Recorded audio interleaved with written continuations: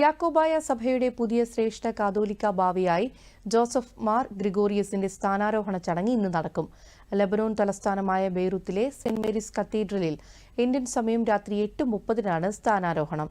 30 വർഷമായി കൊച്ചി ഭദ്രാസന മെത്രാപ്പൊലീത്തയായി ജോസഫ് മാർ ഗ്രിഗോറിയസ് താമസിച്ച തിരുവാങ്കുളം ക്രിംദ സെമിനാരിയിലും റമ്പാൻകുന്ന് പ്രദേശവും പ്രാർത്ഥനയിലാണ്.